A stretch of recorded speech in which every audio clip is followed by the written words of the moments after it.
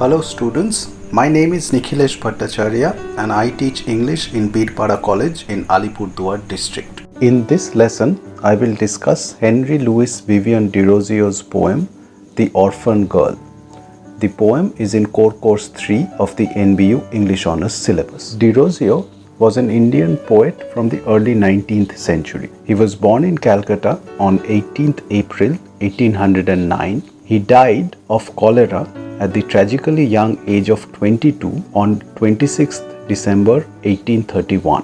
Today, Derozio is remembered not only as a prominent Indian poet but also as a radical thinker and a brilliant teacher. Encyclopedia Britannica describes Derozio as one of the first Indian educators to disseminate Western learning and science among the young men of Bengal. Derozio started teaching at a very young age. He was appointed instructor at Hindu College in Calcutta in 1826. He later became the assistant headmaster. In the best tradition of rationalist thinking, Derozio encouraged his Bengali students to question the social practices and rigid belief system of orthodox religion. This did not make him very popular among the parents of his students, and he was asked to quit his job in 1831, the same year that he died. However, his legacy was carried forward after his death by his students. Some of them rose to become prominent members of Bengali society as social reformers, lawyers, and journalists. They came to be known by the collective term Young Bengal. So, although Derozio died young, he played an important role in the social and intellectual reform of Bengal in the 19th century. As you may have guessed from his name, Derozio had mixed European and Indian ancestry. His father had Portuguese blood and his mother was English.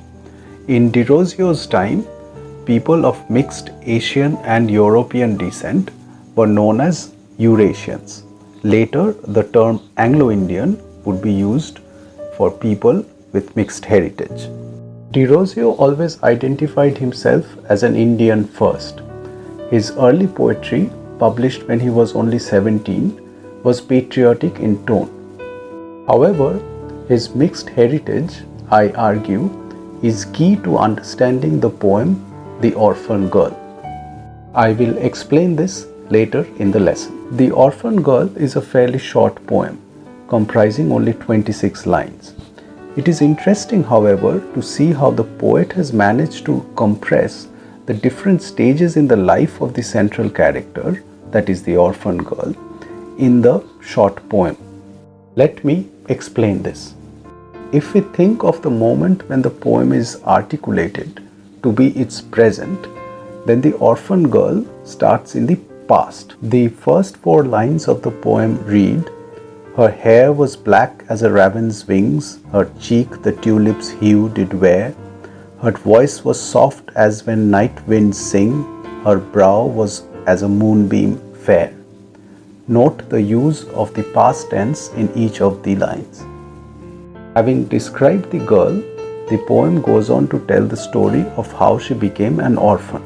It reads, "Her sire had joined the wake of war, the battle shock, the shout and scar he knew, and gained a glorious grave. Such is the guerdon of the brave."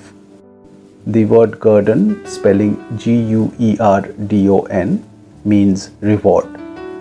The girl's mother could not bear the death of her husband and died of a broken heart, thus leaving the girl without parents.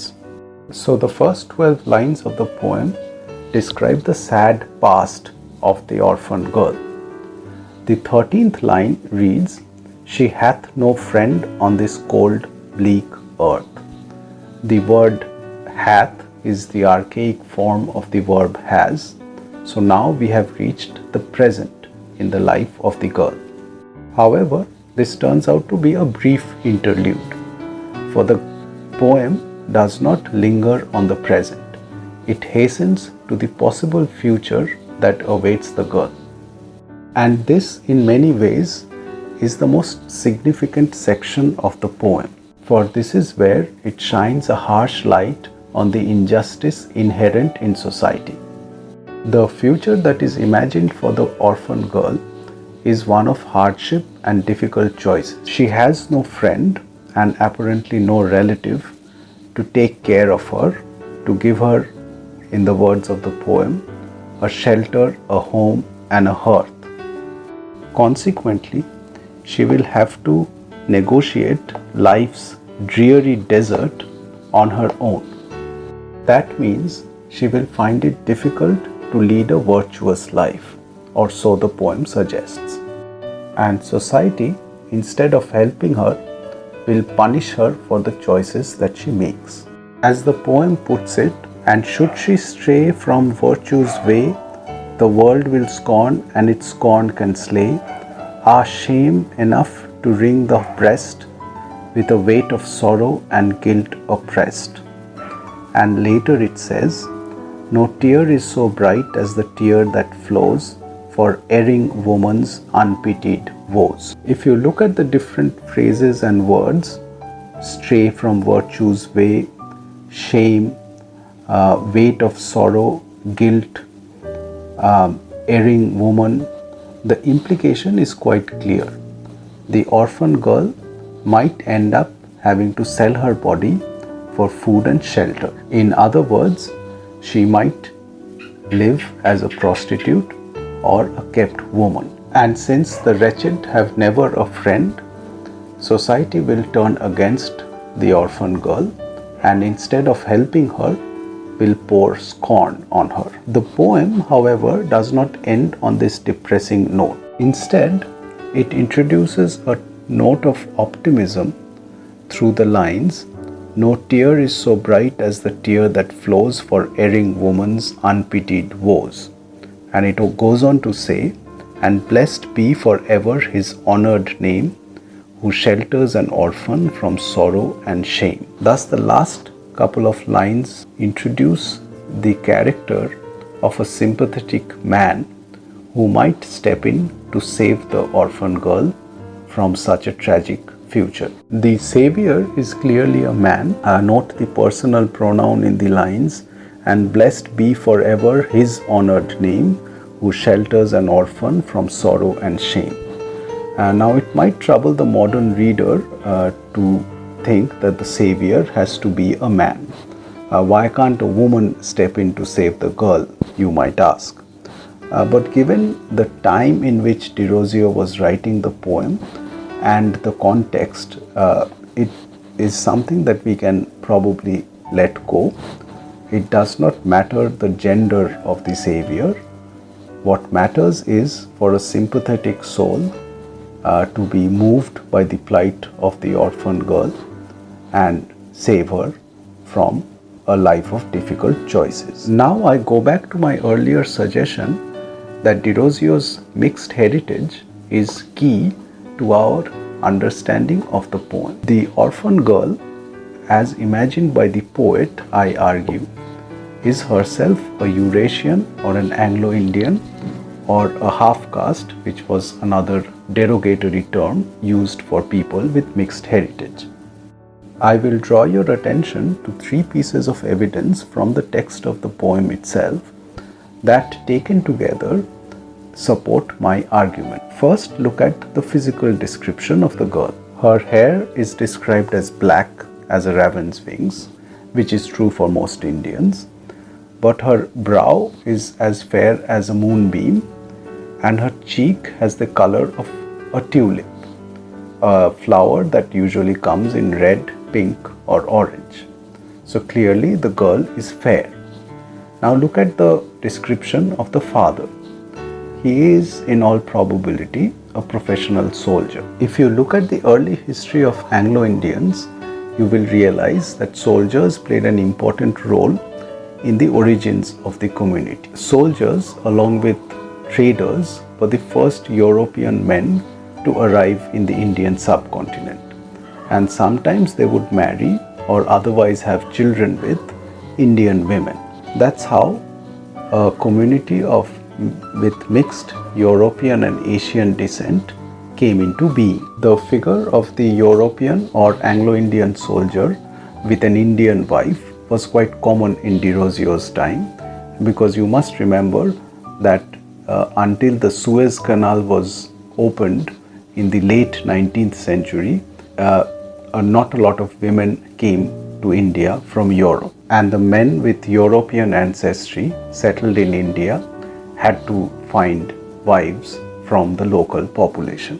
The third piece of evidence that I would like to put forward is the complete absence of any relatives to take care of the girl after she loses her parents. In the traditional structure of an Indian family, even if a child loses both parents, it is likely that there would be someone in the wider family to take care of that child. For an Anglo-Indian orphan, on the other hand, the situation was made more difficult by the fact that the father's family would, in all likelihood, not be in India, and sometimes the mother's family might not want to take the child in because of the stigma attached to mixed race marriages. In the 19th century in India, this was a widespread problem where Anglo-Indian children would be left without shelter if their father died or deserted their wives. In fact, that is why the government stepped in to establish orphanages, which later were converted to Anglo-Indian schools. The institutions were originally founded to take care of orphans from the mixed race community. The plight of the orphan girl in the poem seems to fit this idea of Anglo-Indian orphans. She has no one to take care of her after her parents die. It's almost as if the death of her parents casts her out in the sea of life alone. This is not to say that being an orphan girl is ever easy. The poem would have still made sense if the girl's father belonged to one of the many martial races of India. However, I think it is important to read the poem in the context provided by Derosio's own heritage and the peculiar problem faced by Anglo-Indian orphans in his time. So that brings us to the end of our lesson on Derosio's poem. It's a short poem on the life of an orphan girl, her tragic past, her lonely present, and the difficult future that awaits her. The poet Derosio's sympathies are firmly with the girl rather than with wider society, which will only scorn her for the choices that she is forced to make. This is not because, I hasten to add, that the girl is an Anglo-Indian. It is because she is a victim, and society, instead of helping her, makes life more difficult for her. Unless one sympathetic soul is moved by her tears and comes forward to rescue her from her difficult situation.